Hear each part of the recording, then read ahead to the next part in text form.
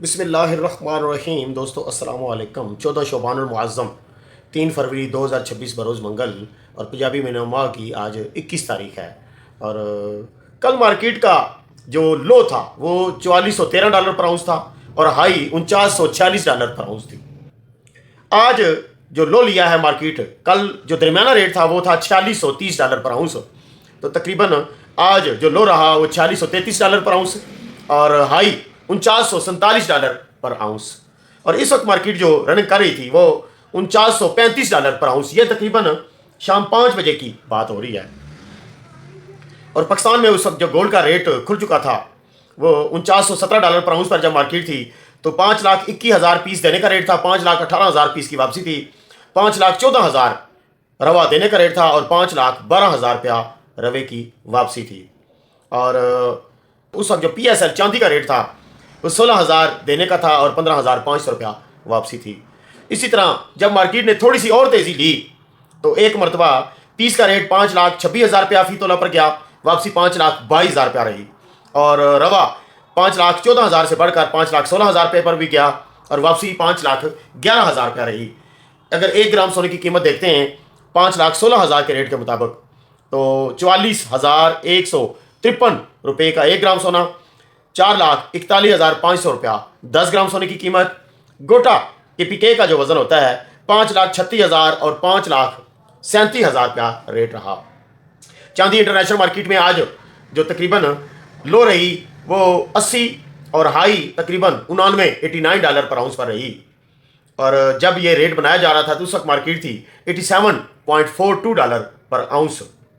आज पाकिस्तान में जो चांदी का रेट रहा PSL का वो 16,000 रुपया देने का और वापसी 14,000। इसी तरह जो KG का बार होता है वो 14,500 और 13,000 रुपया। लोकल चांदी का रेट नहीं मिला और तकरीबन यही जा रहा था 11,000 12,000 रुपया फी तोला। आज एक मरतबा एक दोस्त ने न्यूज़ ये दी थी कि जब मार्केट 48 और 49 के दरमियान थी तो उनका ये ख्याल था कि मार्केट रिजेक्शन ले सकती है। कितनी? 4850 पर, 4860 पर, और बैक अगर आती है तो ये 4400, 4480, 4460 के करीब मार्केट लो भी लगा सकती है।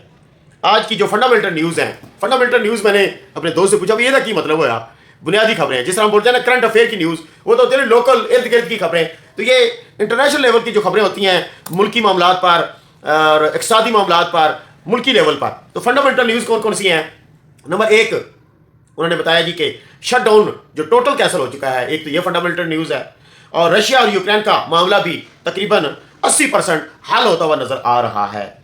ईरान और जो कशीदगी है वो भी खासी कम है क्योंकि बाबा जी कहते हैं कि ईरान तैयार हो गया गुफ्त शरीद के लिए। बाबा जी की मर्जी होवे तो हर काम ठीक ना होवे तो फिर बदमाशी। अच्छा, एक और भी फंडामेंटल न्यूज़ में बात शामिल की गई थी कि चाइना ने गोल्ड उठाना है।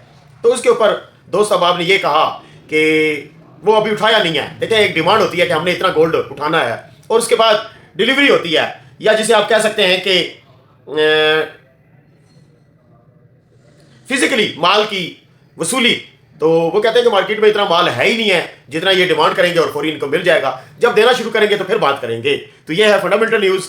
एक न्यूज़ इसमें अहम है फंडामेंटल में, रशिया और यूक्रेन का अगर मामला हल हो जाता है तो बकौल उस दोस्त के जो रेट उन्होंने डाउन सोचा हुआ है ना कि $4460, $4480 पर आउंस पर मार्केट आ सकती है, तो उसने कहा कि रशिया और यूक्रेन का अगर मामला हल होता हुआ नजर आ गया तो ये मजीद $500-600 पर आउंस पर मार्केट और भी गिर सकती है।